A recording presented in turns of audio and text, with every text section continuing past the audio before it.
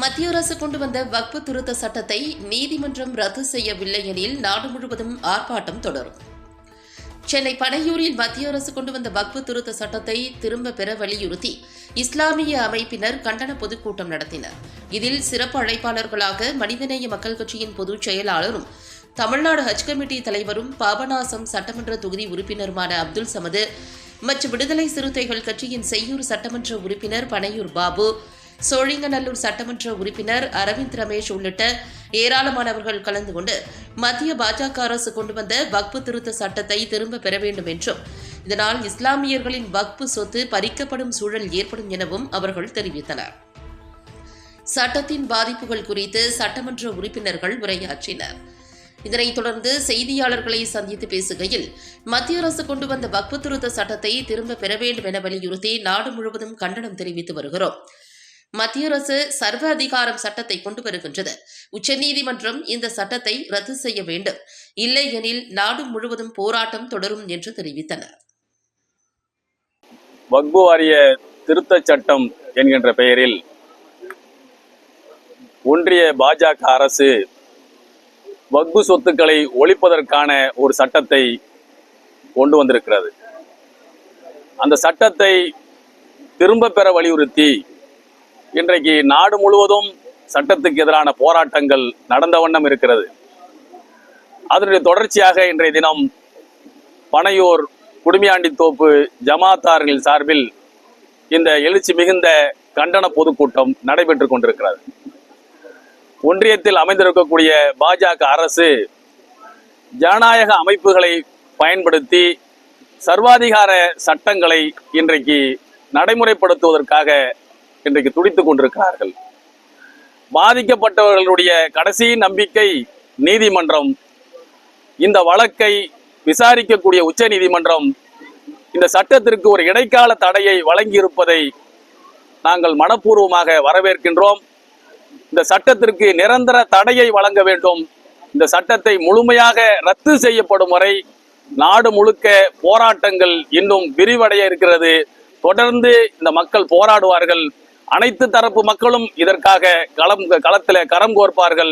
இந்த சட்டம் முற்றாக ஒழிக்கப்படும் வரை தொடர் போராட்டங்கள் நடைபெறும் என்பதை தெரிவித்துக் கொள்கின்றேன்.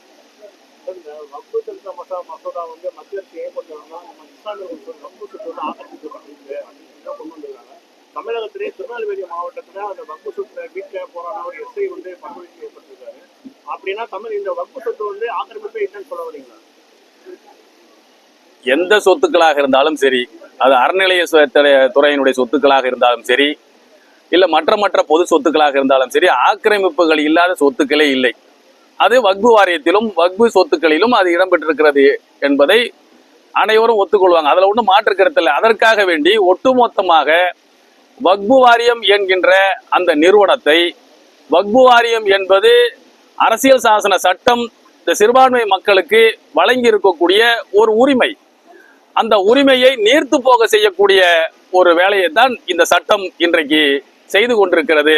மாவட்ட ஆட்சித்தலைவருக்கு அதிகாரத்தை கொடுத்து வக்ஃபு வாரியத்தை எந்த விதமான அதிகாரமற்ற பல்லு பிடுங்கப்பட்ட பாம்பாக இன்றைக்கு வக்ஃபு வாரியத்தை மாற்றி அதிகாரமற்ற ஒரு அமைப்பாக அதை மாற்றுவதன் மூலமாக ஒட்டுமொத்த வக்ஃபு சொத்துக்களையும் அபகரிப்பதற்கும் பள்ளிவாசல்கள், தர்காக்கள் உள்ளிட்டவற்றை இடித்து தகர்ப்பதற்காக பாசிச சதி திட்டம் இதற்கு பின்னால் இருக்கிறது என்பதுதான் இன்றைக்கு இந்த போராட்டங்களுக்கெல்லாம் மிக முக்கியமான காரணம். இந்து அறநிலையத்துறை பாத்தீங்கன்னா ஆட்சி பதிவேற்றது, திமுக அரசு பதிவேற்றது, இந்து அறநிலையத்துறை இத்தனை இவ்வளவு சொத்துக்கள் ஆக்கிரமிக்கப்பட்ட சொத்துக்கள் நாங்கள் மீட்டு கொண்டு அவங்க அறிக்கை விட்டுருக்காங்க.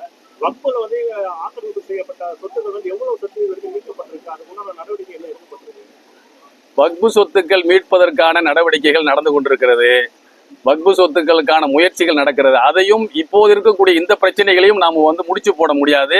இது முற்றாக இந்த சொத்துக்களை அழிப்பதற்கான நடவடிக்கை என்ற அடிப்படையில் தான் இதை பார்க்கணும். தவிர இது இந்த பிரச்சனை வக்ஃபு வாரிய சொத்துக்களின் மீது இருக்கக்கூடிய பல்வேறு பிரச்சனைகள், நிர்வாக பிரச்சனைகள், இதெல்லாம் இந்த நிர்வாக பிரச்சனைகளை அணுகக்கூடிய நடவடிக்கை என்பது வேறு.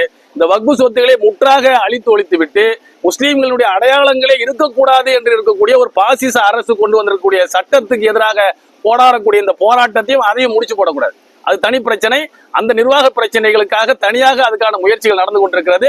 நிச்சயமாக அந்த பிரச்சனைகளும் தீர்ப்பதற்கான அடுத்த கட்ட நடவடிக்கைகள் எடுக்கப்படும்.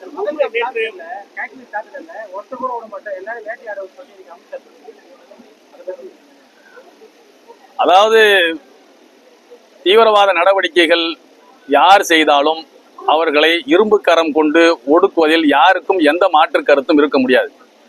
ஆனால் அதை பயன்படுத்தி ஒரு வெறுப்பு அரசியலை கட்டமைப்பை தான் இன்றைக்கு நாடு முழுக்க இருக்கக்கூடிய எல்லா தரப்பு மக்களும், ஏன் அந்த களத்தில் உயிர்விட்ட ஒரு இராணுவ அதிகாரியினுடைய மனைவி சொல்லியிருக்கக்கூடிய செய்தி என்னன்னு சொன்னா, இதுக்காக வேண்டி முஸ்லீம்களுக்கு எதிராக வெறுப்பை பரப்பாதீர்கள், காஷ்மீர் மக்களுக்கு எதிரான வெறுப்பை பரப்பாதீர்கள் என்ற கோரிக்கையை தான் முன் வச்சிருக்கிறாங்க. அதனால் அவர்கள் தீவிரவாதத்துக்கு எதிராக எடுக்கக்கூடிய நடவடிக்கைகளை அனைவரும் வரவேற்கின்றோம். அதே நேரத்தில் இதை வைத்து அரசியல் ஆதாயம் அடையக்கூடிய நடவடிக்கைகளை கண்டிக்கின்றோம்.